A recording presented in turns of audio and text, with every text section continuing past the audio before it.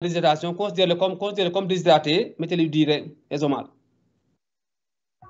Maintenant, après, ça, c'est la déshydratation, disons, légère à modérée qu'on suppose. Maintenant, quand c'est le sévère, l'enfant est léthargique, avec sécheresse des muqueuses, avec une soif, quelque chose comme ça, là, il faut encore mettre du Rhizomel, soit par la bouche ou bien par une sonde nasogastrique. Et quand il y a des éléments de choc, tachycardie, pouls filant, hypertension artérielle, pouls imprenable, dans ce cas-là, s'il y a un choc, c'est là-bas que vous allez mettre un bolus de 10 ml par kilo sur 1 heure, pas sur 20 minutes, sur 1 heure. Et ensuite, quand le choc est levé, vous repassez en voie orale avec du Rhizomel au bout de 4 heures max, puis vous commencez ou vous alternez avec le F115. D'accord. Maintenant, professeur, chez les enfants qui vomissent, chez les malnutris qui vomissent. Les vomissements ne sont pas une contre-indication de la réhydratation par voie orale. Il faut y aller par de petites quantités. À la cuillère, c'est ça, parce que ça, c'est même pour les enfants normaux. Oui. Les médecins, les pédiatres, moi-même, les paramédicaux, en fait, on aime la facilité, on les met sous voie veineuse et puis on est tranquille. Mais a priori, normalement, le SRO ou le Rhizomel, ça participe même à la solution des vomissements. Il faut donner de petites quantités, répétées, mais ce n'est pas une contre-indication, les vomissements de réhydrater par voie orale. D'accord. Autre question? Joyce? Oui, professeur, je voudrais savoir si le Rhizomel est non disponible. Est-ce que la manière de la... Vous convertissez le SRO en Rhizomel. Vous convertissez le SRO en Rhizomel. L'enfant malnutri, il est plus à risque de faire des hypokaliémies et de faire des hypernatrémies. Enfant malnutri, il est plus à risque de faire des hypernatrémies et des hypokaliémies. Ce qui fait que le Rhizomel, il est enrichi en potassium et il est pauvre en sodium. Tout comme le contraire du SRO classique. Maintenant, si vous n'avez pas de Rhizomel, il faut diluer le SRO au double. Vous coupez le sodium. Vous le coupez parce que il risque de faire des hypernatrémies. Vous le coupez au sodium. Puis ensuite, comme il risque de faire des hypokaliémies, vous augmentez du kalium, du potassium dedans. Vous diluez au double, ça coupe le sodium, et puis vous ajoutez du potassium. Maintenant, quelle quantité? Il faut aller voir dans les livres. Je ne me rappelle pas des quantités. D'accord, merci. Merci. OK. Il reste 6 minutes avant 17 h. Question? Ou c'est clair?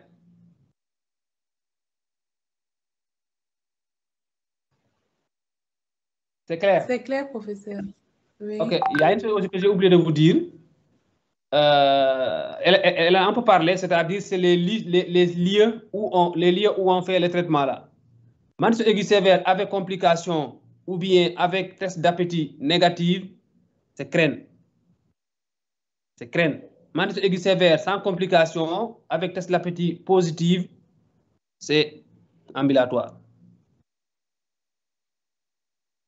OK?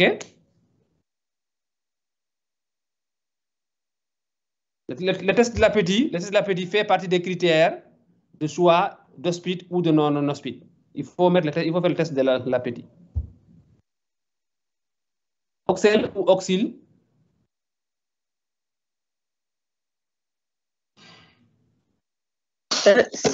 S'il vous plaît, professeur, moi j'avais une préoccupation.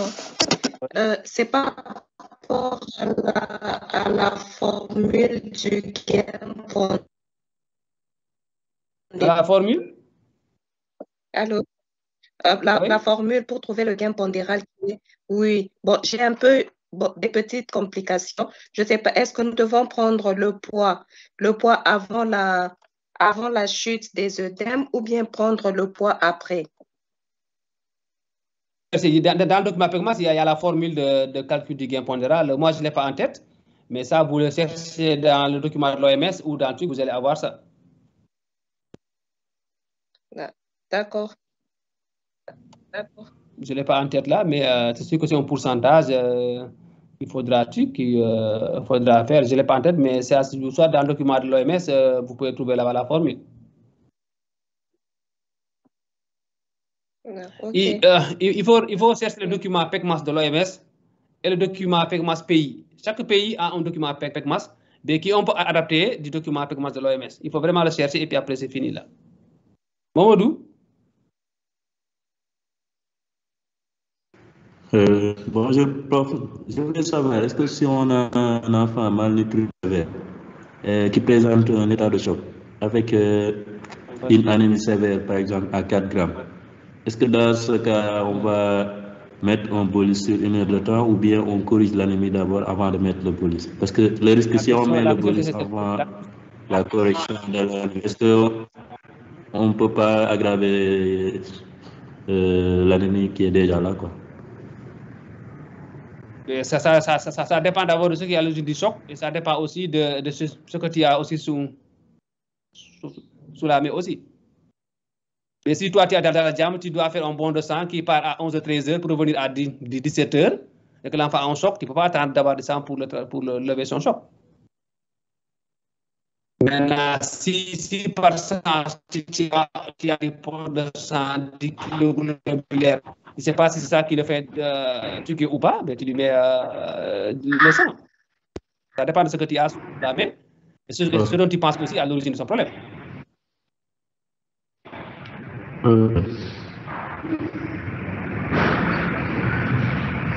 C'est bon? Oui, c'est bon. Ok. Autre question? Professeur, moi je veux revenir sur ce que Ndiaye a dit tout de suite. Effectivement. Tu as une question, après il ne faut plus revenir ici encore. Hein? Ouais, d'accord. C'est parce qu'effectivement, Ndiaye a posé le problème. C'est qu'on en rencontre. Parce que nous, on se dit qu'effectivement, avec une anémie très sévère et que le sang n'est pas disponible, est-ce que si on fait le bolus, on ne fera pas une hémodilution ou bien on rallonge le temps du bolus? De toute façon, dans le cas de malnutrition, il faut allonger le temps de bolus à 1 heure. On nous a dit que c'est 1 heure le bolus. Maintenant, si l'enfant est en choc, il a de l'anémie, il est en choc là. Oui. En choc. Et si vous ne faites rien là par rapport à ce choc là, il va aller faire une insuffisance rénale, après il va faire d'autres complications, il va décéder de ça aussi. Hein? D'accord. Si les conditions sont optimales réunies, ben, vous mettez le sang, mais s'il n'y a pas de sang, il ne faut pas avoir peur de faire une hémodilution et de dire que non, je ne vais pas lever son choc parce qu'il va s'hémodilyser, après il va mourir. Vous faites une hémodilution, vous l'oxygénez, après au moins la diminution de l'apport oxygène, vous le compensez par l'oxygène. D'accord. Maintenant, autre chose aussi qu'il faut toujours faire, c'est qu'il faut avoir l'habitude de surveiller vos enfants malnutris. Parce que autant, ils décédaient plus de complications hypoglycémiques, ils décédaient la nuit et les week-ends. Parce que les médecins, les infirmiers n'étaient pas nombreux, ils ne faisaient pas l'alimentation correctement. Après, ils décédaient. Il faut vraiment insister sur la glycémie. C'est une des principales causes de décès des enfants malnutris. Ils décèdent la nuit, le soir, parce que les gens ils oublient de les alimenter. OK? Oui, professeur.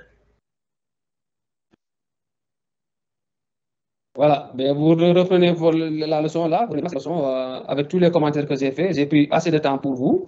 Après, ne venez pas de me dire que les questions sont difficiles ou ce n'est pas clair là.